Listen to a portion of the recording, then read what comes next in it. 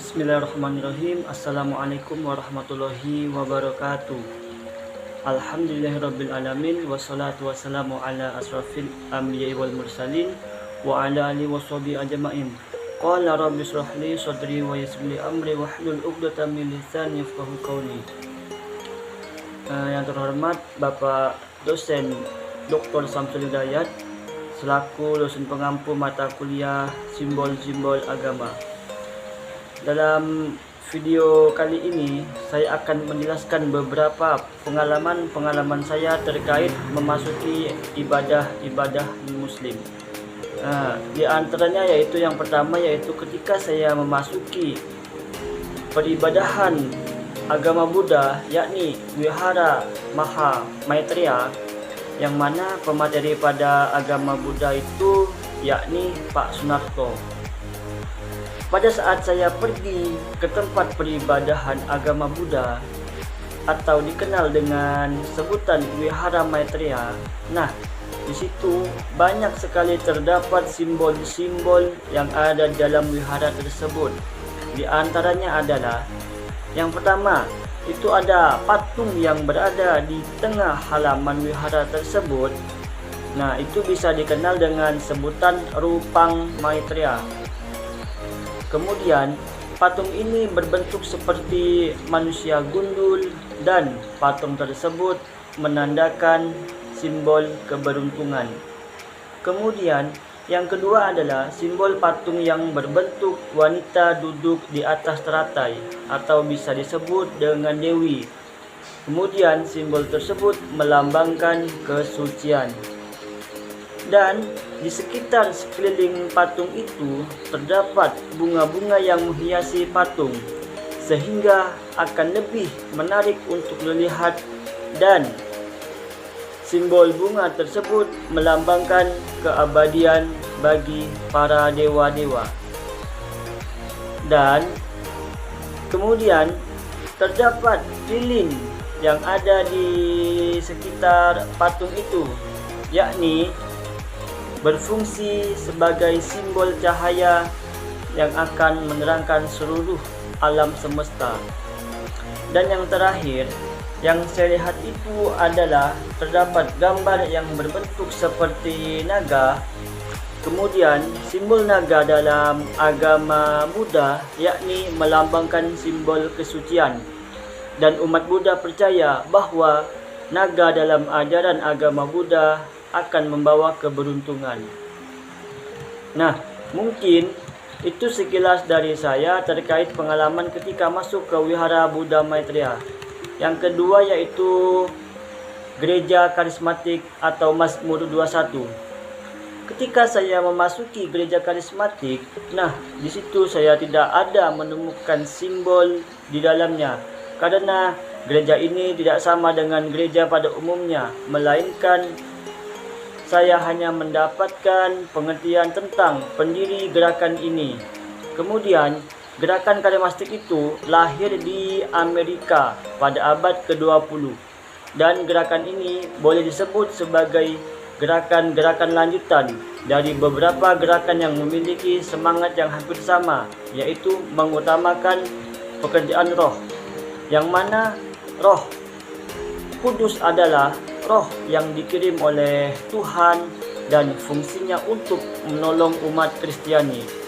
Kemudian, di dalam pandangan ajaran Kristiani, umat Kristen tidak diperbolehkan melakukan poligami atau menikah dua kali, sebab mereka mempercayai bahwa apa yang dipersatukan tidak boleh dipisahkan, kecuali maut yang memisahkan.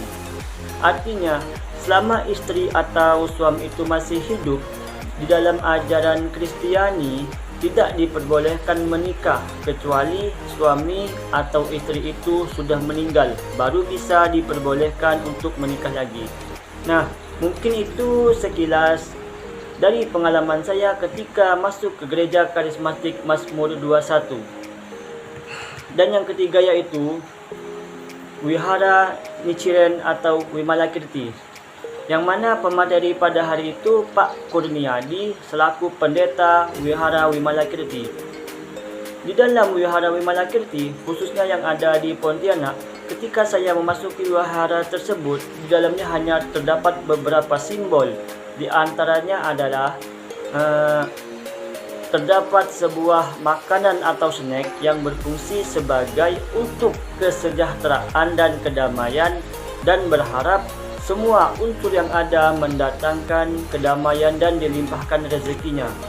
Kemudian Pendeta Pak Kurniadi menjelaskan beberapa terkait hari perayaan Waisak, yang mana hari Waisak itu baru saja dilakukan sebelum para mahasiswa IAIN Pontianak melakukan studi lapangan di wihara tersebut.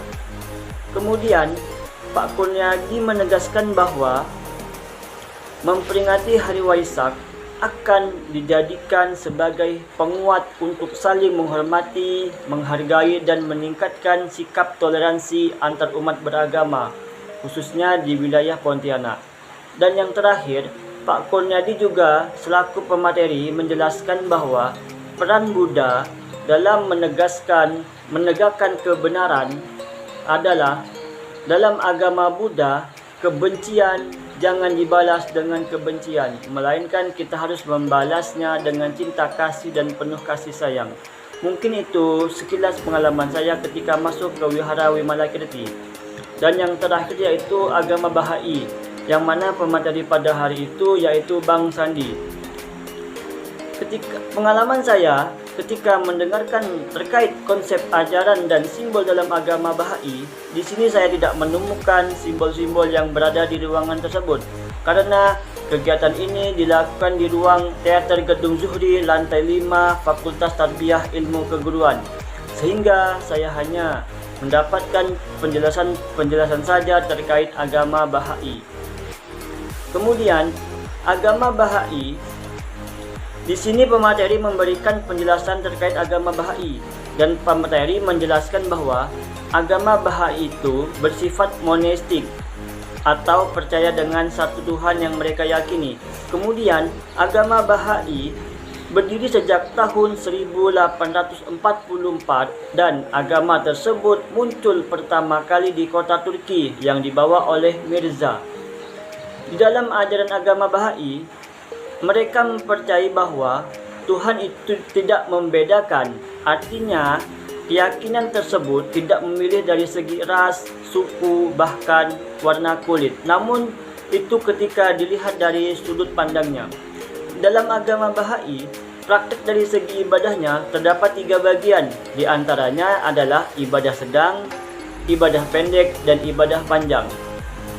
Kemudian di dalam ajaran agama Bahai juga diperbolehkan menikah berbeda dengan agama. Artinya di dalam ajaran tersebut tidak memilih sudut pandang yang berbeda keyakinan.